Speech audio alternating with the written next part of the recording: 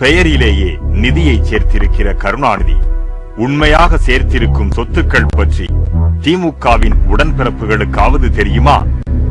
திருக்குவளை என்கிற கிராமத்தில் பிறந்த கருணாநிதி எப்படி திமுக என்கிற இயக்கத்தை கைப்பற்றி பெரும் பணக்காரர்கள் பட்டியலில் சேர முடிந்தது? நாகை மாவட்டத்தில் உள்ள சின் கிராமமான திருக்குவளையில் கருணாநிதி பிறந்த அந்த கால வீடு இதுதான். ஓட்டு வீடாக இருந்த இந்த வீடு கூட யாருக்கு சொந்தமானது? இதோ அவருடைய ஊர்க்காரர்கள் என்ன சொல்கிறார்கள்.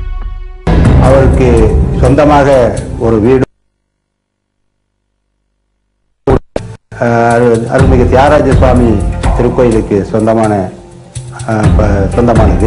இதுதான் எங்களுக்கு தெரிந்தவருக்கு உள்ள சொத்து, பூர்வீக சொத்து என்பது.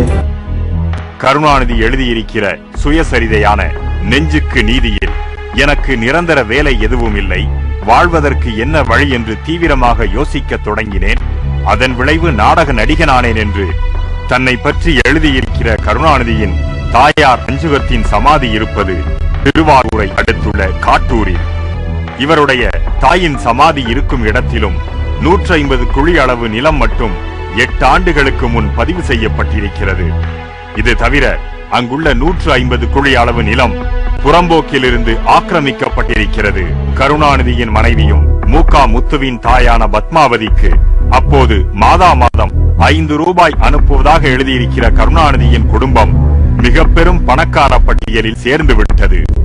அவர் மகத்தானபடி மாறியிருக்கிறார். அவரை வளர்த்த ஊர் மாறியிருக்கிறதா? இதெல்லாம் திருவாரூர்காரர்கள் தங்கள் மனசாட்சியை கேட்டுக்கொள்ள வேண்டிய கேள்வி. சாதாரண அரசு ஊழியர் தங்கள் சொந்த வாழ்க்கை குறித்த தகவலை அரசிடமிருந்து மறைத்தால் அது குற்றம். ஆனால் சட்டம் ஒழுங்கை காப்பாற்ற வேண்டிய முதலமைச்சர் பொறுப்பில் 5 முறை இருந்த கருணாநிதி தனக்கான அதிகாரப்பூர்வமான இணையதளத்தில் தன்னுடைய குடும்பத்தை பற்றி குறிப்பிடும் போது மகன் மகள்களை பற்றி சொல்லிவிட்டு வெகு கவனமாக மனைவி என்ற இடத்தில் மட்டும் மௌனம் சாதிக்கிறார். 2 குடும்பங்களுக்கும் ஊழலில் கொடுத்திருக்கிற சமத்துவத்தை ஏன் அவரால் வெளிப்படுத்த முடியவில்லை? அரசு ஊழியருக்கு ஒரு நீதி, இவருக்கு மட்டும் தனி நீதியா?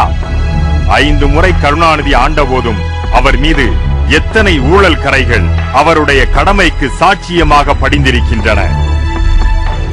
வீராணம் துவங்கி அவர் மீது சுமத்தப்பட்டிருக்கும் ஊழல் குற்றச்சாட்டிற்கு நீதிபதி சர்க்காரியா அளித்துள்ள தீர்ப்பே போதும். விஞ்ஞான ரீதியில் ஊழல் செய்வதில் கருணாநிதி வல்லவர் என்று சர்க்காரியா குறிப்பிட்டிருப்பது அவருடைய ஊழலுக்கு தரப்பட்ட தரச்சான்று. மாநில அளவில் செய்த ஊழலை தேசிய அளவிலும் உலக அளவிலும் ஸ்பெக்ட்ரம் அலைக்கற்றை ஊழல் மூலம் ஊழலின் சிகரத்தை தொட காரணமாக இருப்பவரும் இதே கருணாநிதிதான். அவருடைய மனைவி தயாளும் துணைவி ராசாத்தி மகள் கனிமொழியும் சிபிஐயால் விசாரிக்கப்பட்ட நிலையில் கருணாநிதி ஊழலுக்கு நான் நெருப்பு என்று சொன்னால் உடன்பிறப்புகள் வேறு வழியில்லாமல் சகித்துக் கொள்ளலாம். தமிழக மக்கள் பொறுமையுடன் தக்க பதிலளிக்கலாம். ஆனால் நெஞ்சுக்கு நீதி என்று சுயத்தம்பட்டம் அடித்திருப்பவர் இந்த உண்மையையும் மக்கள் முன்பு முன்வைப்பாரா? இல்லாவிட்டால் உண்மை மட்டுமல்ல, அவருடைய நெஞ்சே அவரை சுடும். உலக பணக்காரர்கள் பட்டியலில் இடம்பெறும் அளவுக்கு உயர்ந்துவிட்ட கலாநிதி மாறனின் சன் தொலைக்காட்சி குழுமம் தமிழ், தெலுங்கு, கன்னடம், மலையாளம் என்று ஏகத்துக்கும் விரிவடைந்து விட்டது. இன்னும் சுமங்கலி கேபிள் விஷன், சன் டிடிஹெச் தமிழகமெங்கும் பறந்து கிடக்கிறது. தயாநிதி மாறன் தொலைத்தொடர்பு துறை அமைச்சர் ஆனதும் அதிகார செல்வாக்கினால் சன் குழுமம் இன்னும் விரிவடைந்து விட்டது. FM ரேடியோக்கள், நாளிதழ்கள், வார இதழ்கள் என்று தமிழகத்தில் உள்ள அனைத்து ஊடகங்களையும் கைப்பற்றி திரைப்பட துறையையும் தன்வசப்படுத்தி விட்டார்கள் மாறன் சகோதரர்கள். ஸ்பைஸ் ஜெட் விமான நிறுவனம் என்று சகலத்திலும் அவர்களுடைய அதிகாரத்தை விரிவுபடுத்தியதன் விளைவு பணக்கார பட்டியலில் அவர்கள் சேர்வதில் போய் முடிந்திருக்கிறது. அதிகார பின்பலத்தோடு சிரமப்படாமல் வந்த நிதியோடு எந்த ஒரு முயற்சியும் மேற்கொள்ளலாம் என்ற முறையிலே தான் அவர்கள் திரைப்படத்துறையில் இறங்கினார், முழுமையாக இறங்கினார்.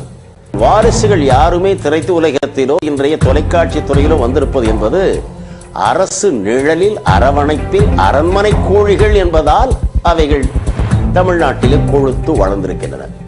இதை மறக்க முடியாது, தமிழ்நாட்டு மக்களுக்கு தெரியும். நெருக்கடி நிலை காலத்து அனுபவத்தை சொன்னபடி அரசியலுக்கு வந்த மு.க. ஸ்டாலின் திமுக இளைஞரணி தலைவராகி எம்எல்ஏ, மேயர், அமைச்சர் என்று தாண்டி துணை முதல்வராகி இருக்கிறார். சென்னையிலும் கோவையிலும் இவருக்கு வீடு, நிலங்கள் என்று எத்தனை சொத்துக்கள்! வேளச்சேரியில் மட்டும் பல கோடி ரூபாய் மதிப்புள்ள வீடுகள் இருந்தாலும் இவர் காட்டியிருக்கும் சொத்து மதிப்பு 2 கோடிக்குள் தான். ஆணையத்தை ஏமாற்றலாம், பத்திரங்களை யார் பேரிலோ மாற்றி தப்பிக்கலாம். ஆனால் மக்கள் பார்வையில் பல இடங்களில் சொல்லப்படும் சொத்துக்களுக்கு என்ன பதில்? இதோ கோவையில் சிறுவாணி அணைப்பகுதியில் மலையடிவாரத்தில் 1200 ஏக்கர் பரப்பில் விரிந்து கிடக்கும் பல 100 கோடி ரூபாய் மதிப்புள்ள நிலம் யாருக்கு சொந்தம் என்பதற்கு அந்த பகுதி மக்களே சாட்சி. மதுரைக்கு 30 ஆண்டுகளுக்கு முன்னால் முரசொலியை பார்த்துக் கொள்ள அனுப்பப்பட்டவர் மு.க. அழகிரி. துவக்கத்தில் அவர் குடியிருந்தது சாதாரண வாடகை வீட்டில். 30 ஆண்டுகளில் தென் தமிழகத்தை அழகிரி நாடு என்று நாளிதழ்கள் கருத்து படம் போடும் அளவுக்கு அவர் வளர்க்கப்பட்டிருக்கிறார். தென் தமிழகத்தில் அவரால் ஓரம் கட்டப்பட்ட திமுக தலைவர்களின் பட்டியல் நீளமானது. அவரை எதிர்ப்பவர்களுக்கு என்ன நிகழும் என்பதற்கு திமுகவின் முன்னாள் அமைச்சரான தா. கிருட்டிணனே சாட்சி. மிக பிரம்மாண்டமாக அழகிரியின் மகனான தயாநிதிக்கு நடந்த திருமணம் அவருடைய ஆடம்பரத்திற்கு உதாரணம். 2009 நாடாளுமன்ற தேர்தலில் அழகிரி போட்டியிட்ட போது அவர் வெளிப்படையாக காட்டிய சொத்து கணக்கு மட்டும் 13 கோடி ரூபாய்.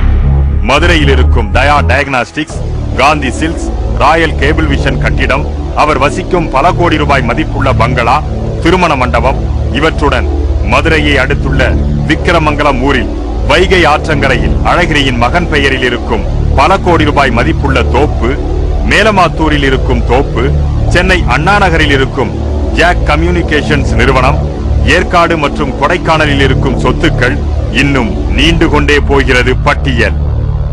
இன்னும் மதுரையை அடுத்துள்ள சிவரக்கோட்டையில் அழகிரியின் மனைவி காந்தி பெயரில் 27 லட்சம் ரூபாய் மதிப்பு காண்பித்து வாங்கப்பட்ட விவசாய நிலத்தின் மதிப்பு பல கோடி ரூபாய்கள். அதில் மேலும் பல கோடிகளை முதலீடு செய்து தயா பொறியியல் கல்லூரி எழுந்து கொண்டிருக்கிறது. இன்னொரு வாரிசான மு.க. தமிழரசு திரைப்பட தயாரிப்பு என்றிருந்தாலும் இவருக்கான சொத்துக்கள் கோவையிலும் சென்னையிலும் இருக்கின்றன. அடுத்து கனிவான வாரிசான கனிமொழி. 2007 இவருக்கு இருப்பதாக காண்பிக்கப்பட்ட சொத்து கணக்கு 8 கோடியே 45 லட்சம் ரூபாய். இவருடைய நண்பர்கள் அரைக்கற்றை விசாரணையில் சிக்கி சோதனைக்குள்ளாகி இருக்கிறார்கள். இவருக்கான சொத்துக்கள் ஏற்காடு, கோத்தகிரி போன்ற பல இடங்களில் பல பினாமிகளின் பெயரில் வாங்கப்பட்டிருக்கின்றன. ஸ்பெக்ட்ரம் புகழ் நீரா ராடியாவுடன் கனிமொழியின் தாயார் ராசாத்தி தொலைபேசியில் குறிப்பிட்ட சொத்து பற்றி பேசிய பேச்சு இன்னும் ஊடகங்களில் அடிபட்டுக் கொண்டிருக்கிறது. இன்னும் மகன்கள், மகள்கள் தவிர பேரன் பேத்திகள் வரை நீளும் சொத்துக்கள் பொதுமக்கள் அனைவரையும் மலைக்க வைக்கும். கருணாநிதி வேட்பாளராக போட்டியிடும் திருவாரூரின் மையப்பகுதியில் தன்னுடைய மகன் நெறி தவறியதற்காக அவனை தேர்காலில் இட்டு தண்டித்த மனுநீதி சோழனுக்கான நினைவு சின்னம் இருக்கிறது. அதே நேரத்தில் கருணாநிதியை சோழனாக சுற்றியிருப்பவர்கள் குறிப்பிடும் அபத்தமும் நடந்து கொண்டிருக்கிறது. தன்னுடைய வாரிசுகளின் ஊழலையும் முறைகேட்டையும் வளர்த்துவிட்டு வாரிசுகளுக்காகவே தன் ஆட்சி அதிகாரத்தை பயன்படுத்துகிற கருணாநிதியை மனுநீதி சோழனுடன் ஒப்பிட்டால் அது யாருக்கு இழுக்கு? பார்த்து கொண்டிருக்கும் நீங்களே தீர்ப்பு சொல்லுங்கள்.